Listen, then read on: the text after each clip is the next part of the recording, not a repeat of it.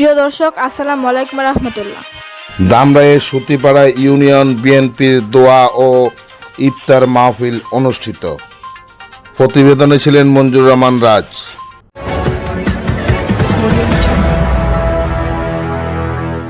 Dear viewers, Generation on TV, I welcome you. ঢাকার ধামরাইয়ে Sutipara union বিএনপির যুবদল, ছাত্রদল ও অঙ্গ সংগঠনের উদ্যোগে দোয়া ও ইফতার মাহফিল অনুষ্ঠিত হয়েছে।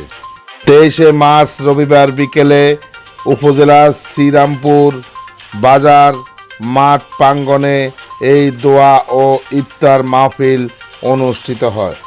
এই সময় শ্রীরামপুর সরকারি প্রাথমিক বিদ্যালয়ের সাবেক প্রধান শিক্ষক জনাব জালাল উদ্দিনের সভাপতিত্বে ও ঢাকা জেলা যুবদলের সাবেক দপ্তর সম্পাদক মনিরুল ইসলামের সঞ্চালনায় প্রধান অতিথি হিসাবে উপস্থিত ছিলেন ঢাকা জেলা যুবদলের সভাপতি ইয়াসিন ফেরদৌস মুরাদ।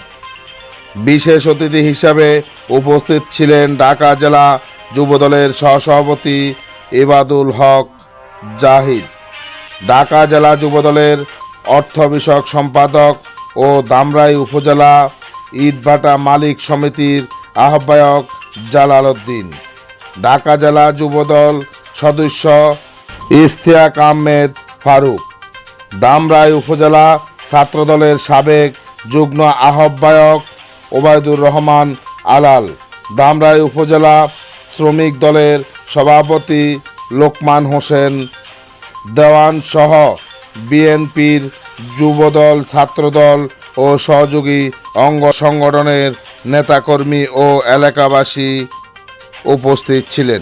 আদর্শের সৈনিক হিসাবে আমরা আজকে এখানে এসেছি এবং আমরা প্রত্যেকেই আমাদের প্রিয় নেত্রী বিএনপির সম্মানিত ভারপ্রাপ্ত চেয়ারম্যান জনাব তারেক রহমান এবং খালেদা জিয়াকে ভালোবেসে আমরা আজকে কিন্তু এখানে আমরা সকলে একত্রিত হয়েছি। আমাদের এইখানে অনেক শিক্ষক, অনেক মাদ্রাসার শিক্ষক, আলেম ওলামা আছেন, এখানে অনেক গণ্যমান্য ব্যক্তিবর্গ আছেন, এখানে অনেক বিভিন্ন শ্রেণী পেশার মানুষ যারা নাকি কখনো কোনো সময় রাজনীতির সাথে সম্পৃক্ত নয়, কিন্তু তারা এই দেশকে ভালোবাসে, এই দেশের জনপ্রিয় রাজনৈতিক দল বিএনপিকে ভালোবেসে আজকে কিন্তু আমরা